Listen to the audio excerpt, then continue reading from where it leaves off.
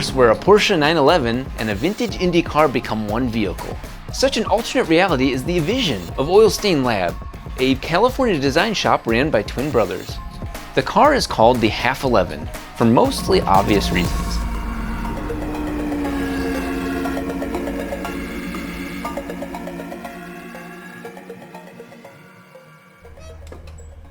Now, with the name Oil Stain Lab, you could almost call my shop that, but their oil seems to be on the wall instead of on the floor for me. And this is exactly what every single person sets out to make their garage or shop look like, and it never ends up looking like this. This is like the dream. We're here to see this, whatever this is. This is the Half 11, part Porsche, part open-wheel race car, part speedster prototype.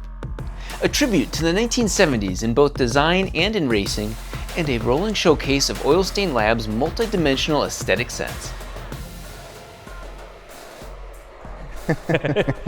Do I have a lot of questions for you? Welcome, welcome. Rob. Nikita, nice to meet you, man.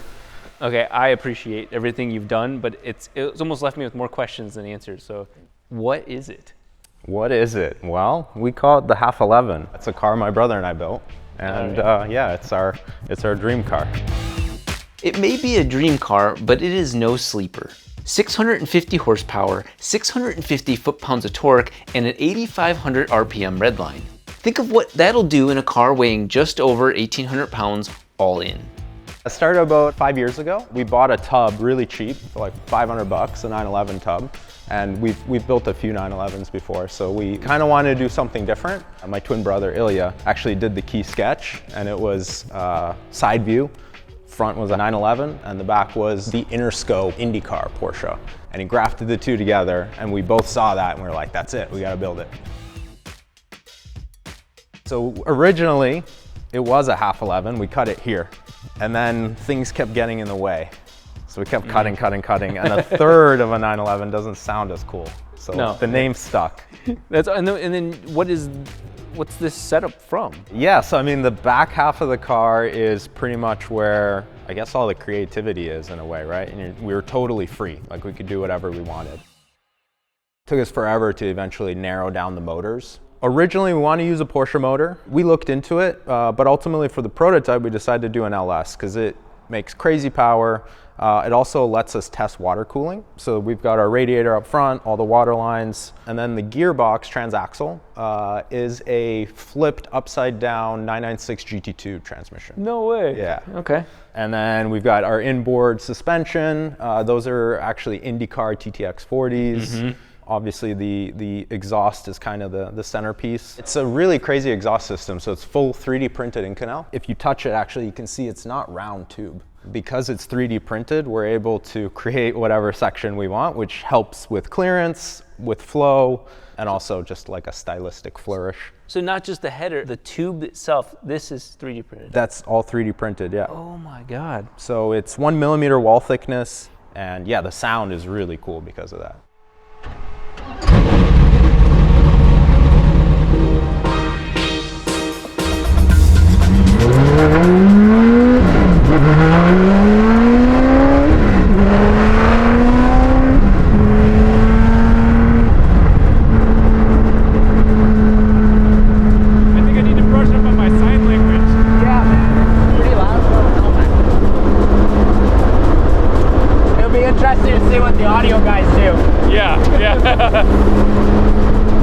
We have to like dub over our voices.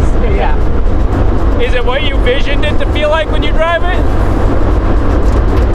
It's a little more rattly, but it's not far off like a 60s Can-Am racer, you know? Yeah. You hear every single piece of gravel.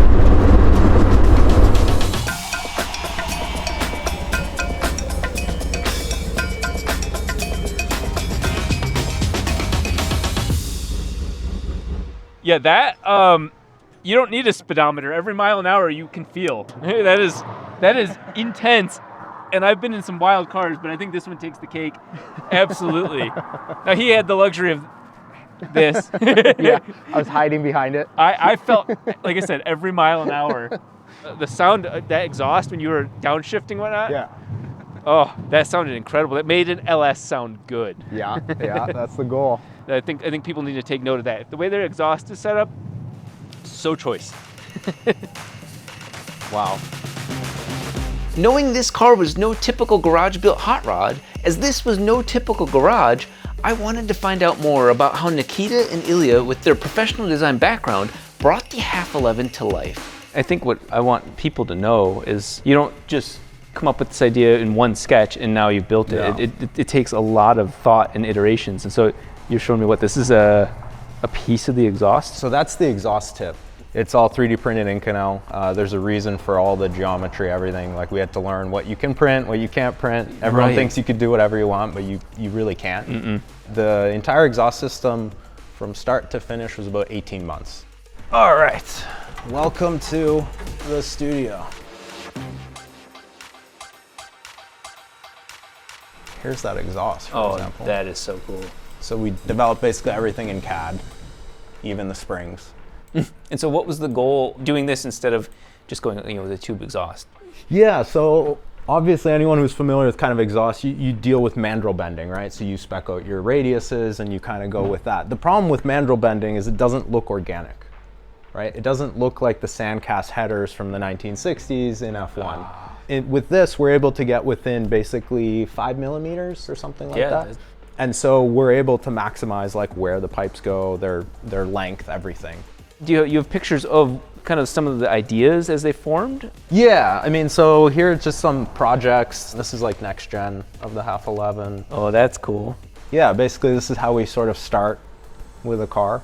This is still preliminary front and rear subframes. And then this would be sort of our aero study model.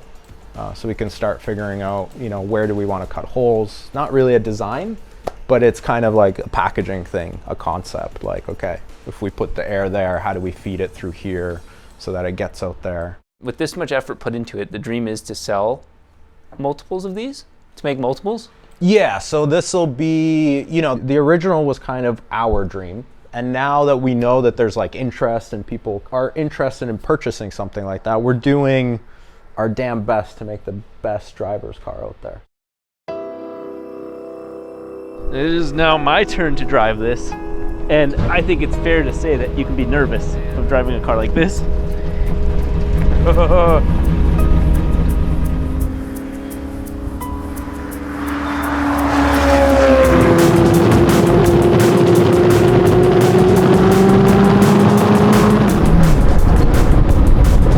Oh my God, how crazy.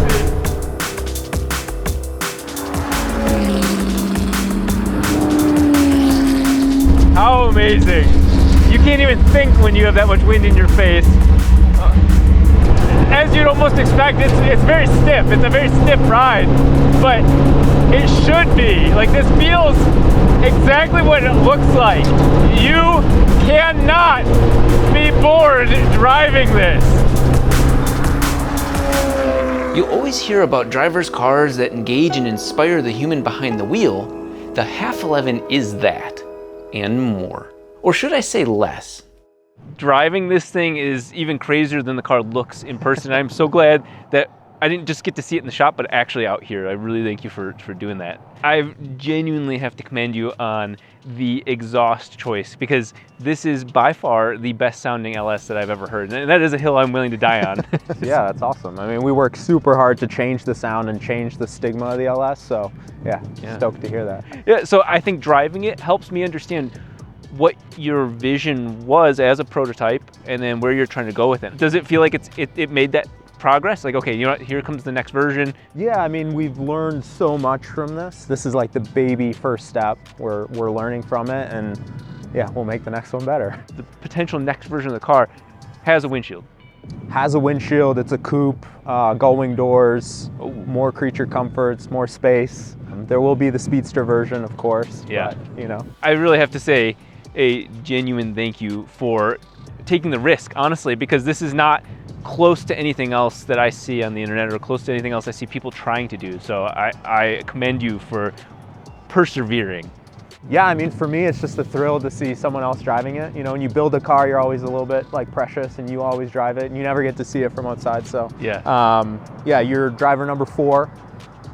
Yeah. So the other guys were like stunt drivers, and yeah. So you're in good company. It's rare that a build really captures not only the technical skill, but also a truly unique vision. Nikita and Iliya did that with the 1/211, and I can't wait to see what's next from the parallel universe of Oil Stain Lab.